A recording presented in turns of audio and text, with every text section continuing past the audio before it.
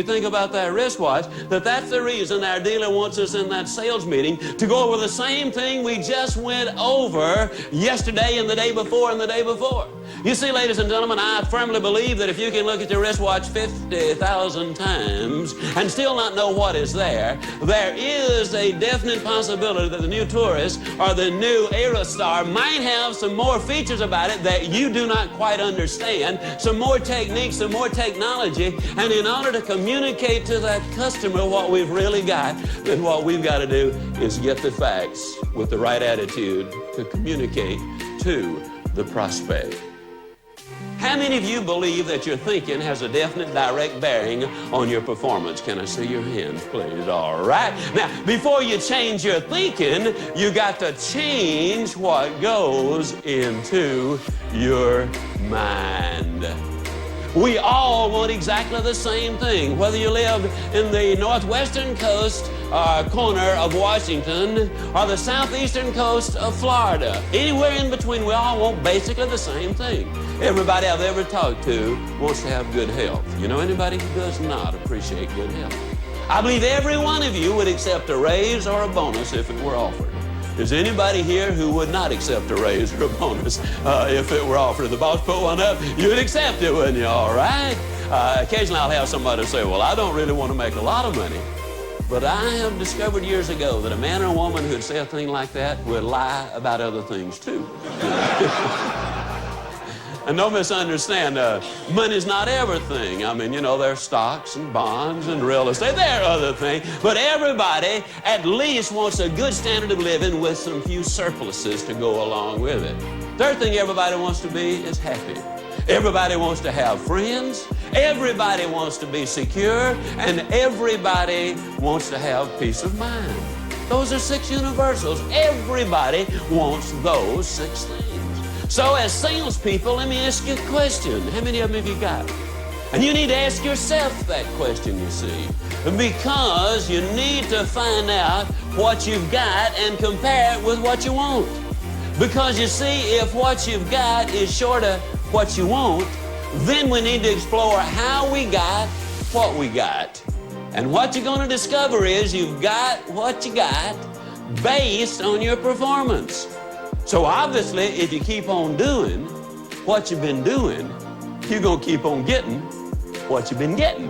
Last November the 26th, my redhead and I, my wife is a decided redhead, meaning simply one day that she just decided, you know. The redhead and I were at our favorite ice cream parlor one night about a year ago.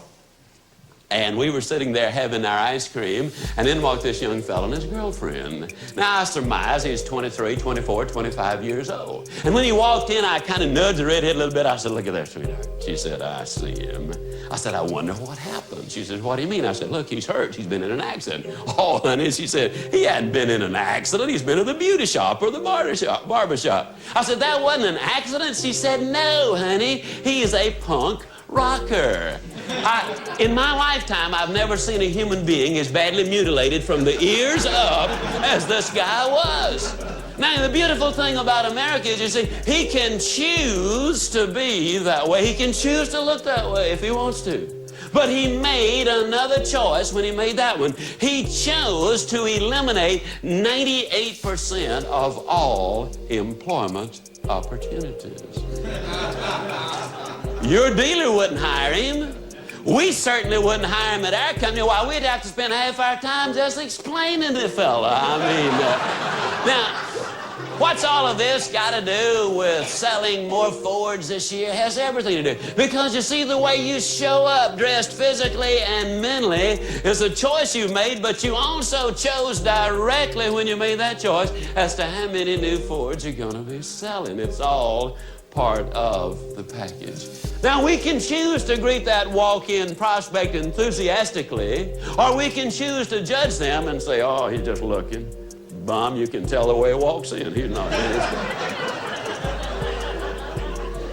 Or you can choose to put him on trial, sentence him, convict him of being a buyer, and greet him enthusiastically and let him leave the proud owner of the new Ford. Yes, you can. I hope it's the latter because, you see, I've been a customer of Ford for nearly 30 years. I went to the wayside for one automobile, but I happen to believe in what you sell. And I hope you choose to greet him enthusiastically and professionally. I hope you're prepared physically and mentally to handle that prospect in the proper way. We go through life making lots of choices. Yes, your attitude's important because, my selling friends, your business is never either good or bad out there. Your business is either good or bad right here between your own two ears. If you've got that right mental attitude, and you know, occasionally you'll have that prospect who'll come in, and how many of you ever talked to a nasty prospect? Can I see your hands? I mean, cynical and skeptical. Some of them, you know, walk in looking like the cruise director for the Titanic. I know that happened. But the way they feel should not dictate how we feel towards them. When the prospect says to you, you know, that price is ridiculous, how do you respond to that as salespeople? Let me encourage you to try this approach with the right attitude, the right words, the right voice inflection. Just lower your voice, look them right in the eye and say, the price is ridiculous? Now, folks, that sounds so simple. But let me tell you what I did. I just moved the objection back to the other side of the table. Now the prospect's got to defend his statement instead of you having to justify the price.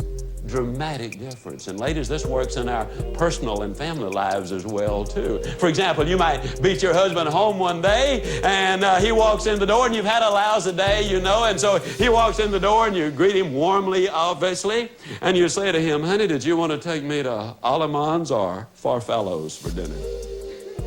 He might have had a bad day himself. He might say, I don't want to take you anywhere to dinner. Well, you don't argue with him. You just lower your voice and say, you don't want to take me to dinner? Huh? It almost ain't fair, ladies and gentlemen. It really isn't. But your attitude, your voice inflection, the way you handle it. Maybe one prospect is, you know, pretty nice, but he might say to you, well, it seems to me the price is a little high. You lower your voice and say, you know, Mr. Prospect, a few years ago, the Ford Motor Company executives got together and made what I think is one of the most beautiful decisions they've ever made. They decided that it would be easier to explain price one time than it would be to have to apologize for quality forever. Our customers are so excited and grateful they made that decision, and you're going to be excited about it too. The right words, the right attitude, the right intent, the right inflection makes a difference. How many of you folks ever hit a golf ball? Can you see your hand?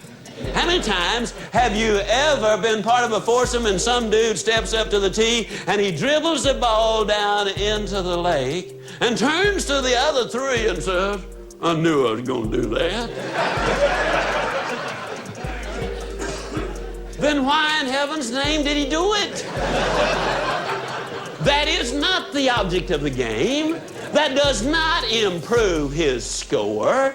Why in the world did not he back away from it and say reprogram and then step up down the middle and bust that dude right where he wants it? You see, we need to concentrate on asking for what we do want instead of what we don't want.